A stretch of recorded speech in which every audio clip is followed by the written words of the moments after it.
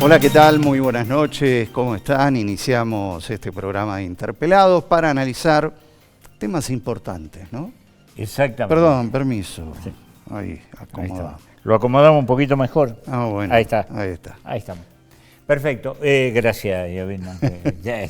Vamos a tener que reclamar hacer bueno. el reclamo como corresponde, porque ustedes lo malcrían mal. ¿Sí? Sí, siempre lo malcrían. ¿Qué dice usted? ¿Me dan el mejor Claro, micrófono? claro. Bueno. No vamos a hacer escena de celo con gente que por queremos. Supuesto. Señoras y señores, sí, es cierto, vamos a tocar temas interesantes, pero como siempre planteamos algunas cosas que tienen que ver con la política y con la economía. Que no dejan de ser interesantes. Que no son lo interesante, pueden llegar a ser preocupantes. En la semana que se cierra, se han producido en el día de hoy algunas declaraciones del vocero presidencial, que no viene haciendo buenas declaraciones, digamos, el que lo reemplaza a Adorni. Y empezó bien, el primer día cuando se presentó empezó bien. Sí, pero a partir de ahí, no. Los otros días tuvo que empezar a buscar respuestas, no las encontraba sobre el tema de Malvinas, se armó un lío bárbaro ahí, y en el día de hoy estuvo hablando de que, no, en definitiva, los ajustes que hay que hacer, Milei no va a dejar de hacerlo, lo que haya que hacer, y habló de un dólar de 1.800 y dijo, no va a haber devaluaciones bruscas. A ver, un dólar de 1.800 es un 20% de devaluación sobre el dólar de 1.500. Hoy, a última hora, el dólar trepó, el CCL está en 1.600 y el gobierno urgente tuvo que salir a desmentir de que no hay prevista ningún tipo de devaluación. Y esto no va a ser fácil hacer una devaluación.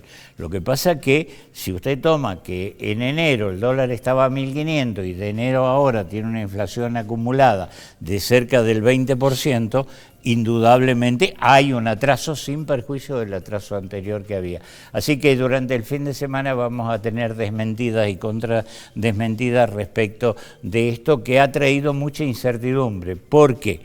Hay algo peor todavía, el mercado está evaluando la posibilidad de que las elecciones no sean tan claras como el mercado quiere, con lo cual también eso va a recalentar muchísimo el tema de la especulación económica. Sí, por lo pronto va a haber que esperar porque también había hoy especulaciones, la posibilidad de la continuidad del vocero, muchas son las posibilidades, otras que no pase nada. En algunos casos, Javier Milei ha demostrado que aguanta a otros no, pero a algunos funcionarios algún tiempo. Y la otra cuestión que deben estar midiendo, ¿hace falta un vocero o el vocero tendría que ser el mismo presidente?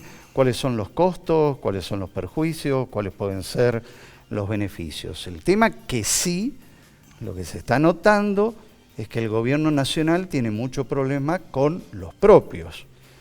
Y por otro lado, quienes están avanzando y están ofreciendo un colchón político mucho más holgado, digamos, como para poder contener a la política, son justamente los componentes de lo que fue en su momento Juntos por el Cambio, o más precisamente el PRO. Hay en el medio dos cosas interesantes sobre las que dice Gustavo y que me parece que también es importante reflexionar. Uno es idoneidad. Javier es economista. Sí. Esto es un dato, no es un especialista en comunicaciones. Bueno, ese es el problema, porque habló como un analista económico y no como en una función de vocero político de un gobierno. Y el diario La Nación ratifica lo que Gustavo estaba diciendo recién respecto de que duraría. Según en La Nación ya confirmaron de que va a seguir y que no lo va a cambiar. Eso es de último momento. Claro, pero eso puede durar 3 días, 3 semanas, 3 meses. Sí, vos sabés cómo es esto. Depende de lo que digas de cara al futuro. Claro, y qué pasa después, ¿no? El otro tema es que en esta semana también se conocieron datos del INDEC y en el primer semestre se ha producido un retroceso de la economía. Y este es un dato también para tenerlo en cuenta. La gran producción de energía, la gran producción de minería y la gran producción del campo no alcanzan a compensar la caída del 70% del resto de la economía en el medio de una crisis importante de endeudamiento de distintos sectores sociales, en donde en el caso electrodoméstico llega al 60% de mora. Este es un dato, en donde más del 20% en billeteras virtuales, casi el 25%, y cerca del 10% en lo que son el sistema financiero. Atrasos que la provincia de Salta ha tratado de compensar, pero que queda todo relativizado. A ver, le hicimos una nota en la semana al ministro de Economía. Ponen 1.000 millones de pesos a la provincia para financiar todo lo que sean proyectos gastronómicos, turísticos, empresarios locales. Y van a hacer acuerdos para deudores en mora, pero que eso va a depender, propias palabras del ministro de Economía, de cada banco y fundamentalmente de los antecedentes que tengan cada deudor. Con lo cual, yo lo que digo es lo siguiente: si están en mora es porque los ingresos no le alcanzan. Le podés refinanciar, pero igual no le van a alcanzar. Bien, por último, para analizar, no vamos a hablar del Mundial. Justamente hemos vivido un periodo en el cual el eje ha estado concentrado sobre lo que ocurría en Estados Unidos, pero en lo que es esta actividad deportiva. Pero inmediatamente terminado el Mundial, comienzan a aparecer los temas que deben ser mirados con mayor profundidad, mientras se van desvaneciendo algunas cuestiones que tienen que ver con acontecimientos extradeportivos de lo que fue el Mundial. Por eso hoy vamos a estar hablando de dos cosas que resultan muy interesantes.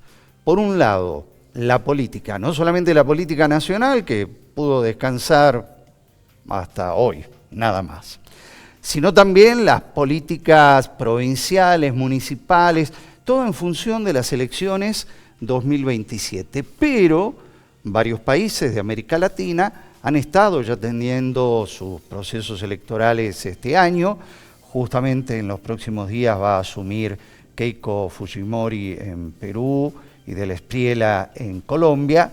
Se viene en pocas semanas la elección en Brasil y por último una que va a impactar no solamente en la Argentina, en toda América y por qué no en el mundo, que son las intermedias de Estados Unidos. Todos esos temas los vamos a estar analizando con el primer invitado, Iván Rodríguez. Y el segundo tiene que ver con todo esto, ¿no? De la crisis, de los problemas contemporáneos, no solamente locales y nacionales, sino también internacionales. ¿Qué está pasando con la salud mental? ¿Qué está pasando con nuestra salud mental? Va a estar con nosotros quien es el secretario de Salud Mental y Adicciones, el psicólogo Martín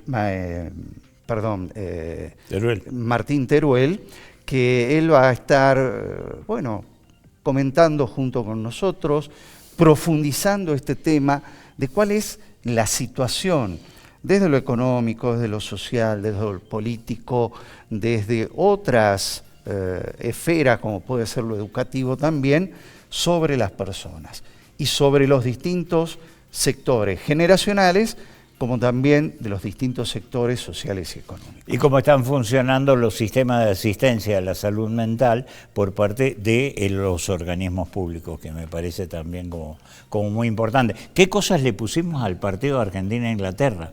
¿Qué cosas le pusimos al partido de Argentina? Son partidos, objetivamente, pero lo demás se lo pusimos nosotros. No, y después trabajar sobre el tema de expectativas, ¿no? Que tienen que ver con lo política, pero también tienen que ver con lo deportivo, ¿no? Que los riesgos que hay de generar ciertas expectativas y eso después cómo impacta en la medida que se van obteniendo resultados que son o no son los que con expectativa íbamos planteando previamente. Muy cortito nada más, porque Gustavo recién cuando hacía referencia a las elecciones intermedias de Estados Unidos, bueno, justamente Donald Trump ha vuelto a hacer de las suyas y todo lo que se había acordado en su momento con Irán se cayó y está en meta. Yo insisto, $100 el barril de petróleo. Insisto, esto es 1984, la novela Orson Welles, de H.G. Wells, que esto tiene que ver con que se producía una guerra donde se veía a través de las pantallas lo que era el desarrollo de las guerras, pero de una guerra que no se entendía cómo era y no se la vivía en primera persona. Y es así. ¿Hay guerra, no hay guerra? ¿Quiénes intervienen? ¿Quién está de cada lado? ¿Qué es lo que pasa? ¿Quién gana? ¿Quién pierde? Cosas que son difusas, pero que de alguna manera tienen que ver con mecanismos de control social. Esa es la lectura profunda, ¿no? Y la última es que ha impuesto nuevamente aranceles a distintos países interviniendo en elecciones como por ejemplo la de Brasil. Así es.